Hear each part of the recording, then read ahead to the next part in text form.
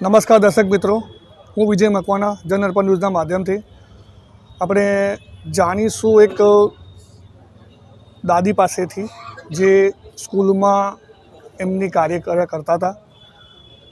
વારસિયાની નગરપાલિકા સ્કૂલમાં એમને એમની ફરજ બજાવી, પૂરી નોકરી કરી, એમને એમનો પગાર નથી મળતો, આર્થિક રીતે પડી ભાંગેલા છે, ઘરમાં કોઈ સભ્ય નથી કમાવા માટે। જે બેન આટલા વર્ષો 35 થી 40 વર્ષ નોકરી કરી, 36 વર્ષ નોકરી કરી છતાં બી એમને આજનો દિવસ એવો જોવો પડી રહ્યો છે કે જેમને એમને ખાવાના અને ઘર ચલાવવાના ફાંફા છે। આપણે જાણીએ એમના દ્વારા કે આ આપત્તિ એમને કેમ પડી અને એમના ઘરમાં કમાનારું બી કોઈ નથી। એ સરકાર શ્રી પાસે નોકરી કરીને આવેદન આપીને બી હાલમાં એમને આવા દિવસો આવ્યા છે કે એમને આજે ભીખ માંગીને દિવસો કાઢીને દિવસો જોવાના આવી રહ્યા છે। આપ જાણીએ એમની પાસે, રંજનબેન પાસેથી। આવી રીતે મારી કોઈ પરિસ્થિતિ છે, મારું કોઈ છે નહીં કમાનારું, અને અમારા ઘરમાં બહુ પરિસ્થિતિ ખરાબ છે સાહેબ। એટલે અમારી મહેરબાની કરીને અમને કાયમના ઓર્ડર કરો કે એમને મળે કંઈક કમનારું। આવી તમે વારંવાર કેટલી વાર અમે બેસ્યા છે ગાડી, પણ અમારો કોઈ નિકાલ આવતો નથી। અમે ચોથાગના કર્મચારી, મારા મિત્રો બહેનો બધા અમે સાથે બેસીએ છીએ। અમને ગુણીએ ગોળ લગાવે છે, થઈ જશે કરી, અને અમારી મિટિંગ ભાગી નાખે છે।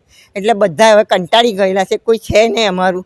હવે અમે જ્યારે અમારું થશે ત્યાર સુધી અમે ઉઠવાના નથી। તમારા ઘરમાં કમાનારું કોણ? કોઈ નથી, ખાલી એક વહુ જ છે મારી, તે બિચારી એક રસોડું કરે, 3000 લાવે છે, એમાંથી અમે લાઇટ બિલ ભરીએ, ગેસ બિલ ભરીએ, અને હું પડેકીઓ લઈને બેસું છું સંગમ ગાડી, મીરા ગાડી, તો મારું ગુજરાન હું દૂધ શાકનું કાઢું છું સાહેબ।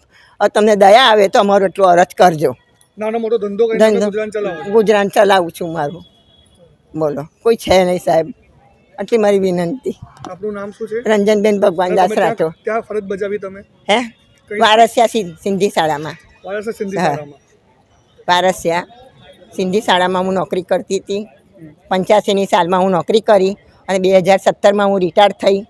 ત્યાર સુધી મને સારું હતું બેન સાહેબ, અત્યારે અમારી બહુ પરિસ્થિતિ ખરાબ છે। અત્યારે અમે કોની જઈને એમ થાય કે સવારે દૂધના પૈસા ક્યાંથી લાવવા એ વિચાર કરીએ છીએ અમે, બોલો। દર્શક મિત્રો, આ તો રંજનબેનની આપણે જાણી વિગત। આવા કેટલા બધા ટીચર, કેટલા બધા કર્મચારી બેઠા હશે અહીંયા કે જે આવી એમની પરિસ્થિતિ હશે કે જેમને ખાવાથી લઈને, ઘર ચલાવવાથી લઈને, બાળકોથી માંડીને ભરણ પોષણ કરવું કેવી રીતે। હાલ તો આપણે રંજનબેન પાસેથી વિગત જાણીએ। આવા હું દરેક બેનને પૂછવા જઈશ તો આપણને 2 દિવસ બી ઓછા પડશે। દરેક બેન પાસે આવી બધી એમની દલીલો છે, અરજીઓ છે કે જે ફસાયેલા છે, આર્થિક પરિસ્થિતિથી ભાંગેલા છે, બાળકોથી માંડીને ઘરના અમુક ખર્ચા ક્યાંથી કાઢવા, અને આપણી અહીંની સરકાર, શિક્ષણ સમિતિના અધ્યક્ષ કે જેને જાણકારી છે, પેપરો છે, બધા હક છે, છતાં બી એમના પેટના પાણી હલતા નથી। આપણે જાણીશું આ જ ઘટના કાલે પરમ દિવસે હડતાલ અચોક્કસ મુદતથી ચાલુ રહેશે। ફરી આપણે મળીશું આવતા દિવસોમાં। હું વિજય મકવાના, જનઅર્પણ ન્યૂઝના માધ્યમથી, કેમેરામેન રાહુલ સાથે, ધન્યવાદ।